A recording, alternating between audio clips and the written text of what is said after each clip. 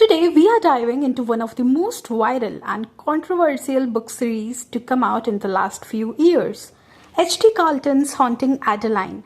So, what is the deal with this publishing phenomenon?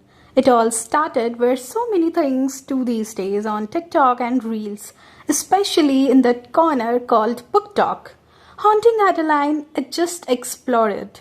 The community's huge appetite for dark, kinky, or edgy stories took the self published novel into a global bestseller category.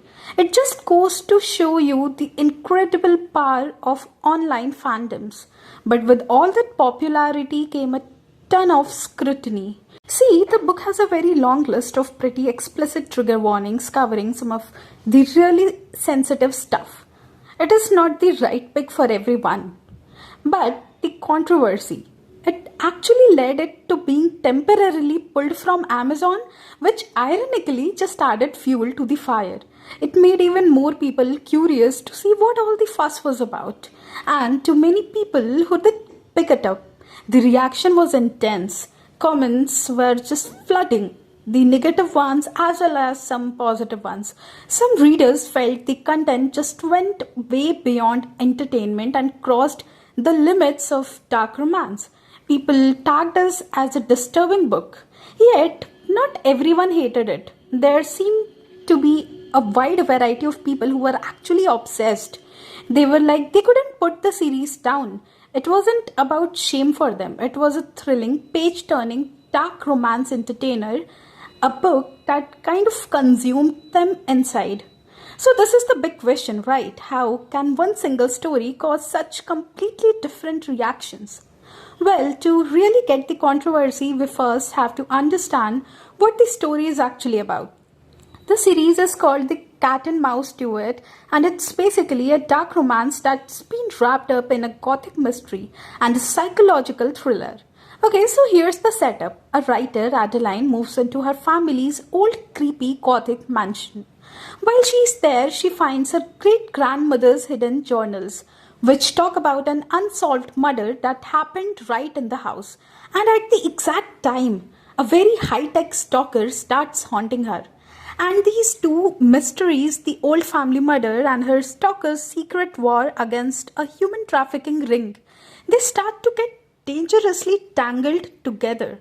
Now the story is told from two different perspectives. We get inside the heads of both main characters, who the book actually calls the manipulator and the shadow. So on one side you have got Adeline the manipulator. She's trying to solve this cold case murder while also dealing with the absolute terror of being stalked. But, and this is a huge part of the controversy, she also feels this super powerful, really confusing attraction to him. And then on the other side you have Zaid Meadows, the shadow. He's a, vigilant type of person who's kind of unpredictable, trying to save victims of human trafficking, but his methods are brutal. And his focus on Adeline, oh my god, that man is beyond obsessed. It spirals into this dangerous, all-consuming obsession.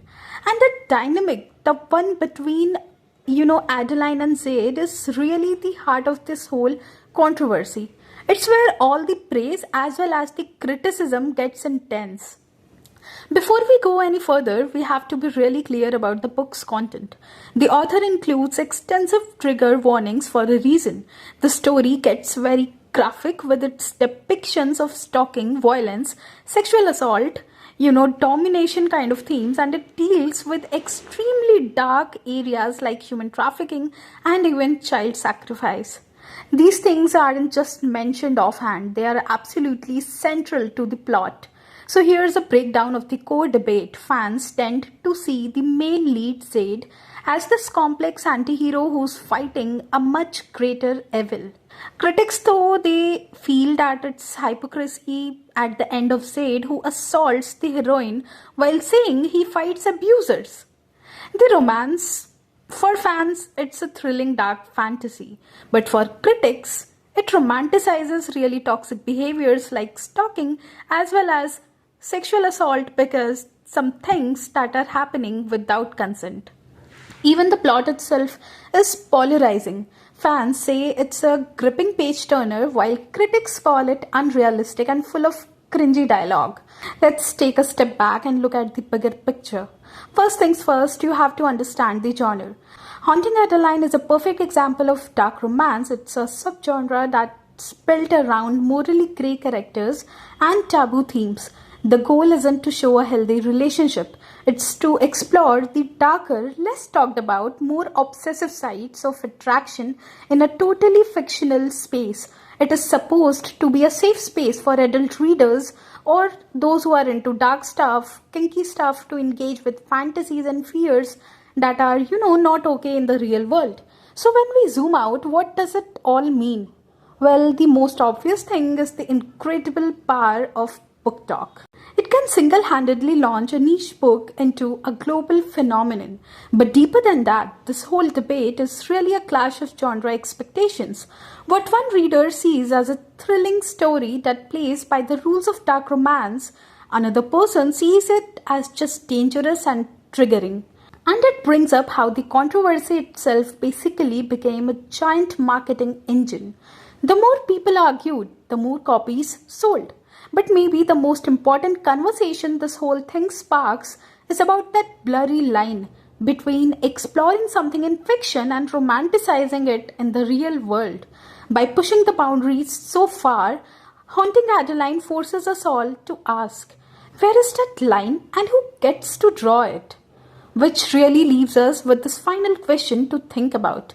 In a world where fiction is easier to access than ever, how do we navigate stories that push these boundaries? The Haunting Adeline phenomenon certainly doesn't give us an easy answer.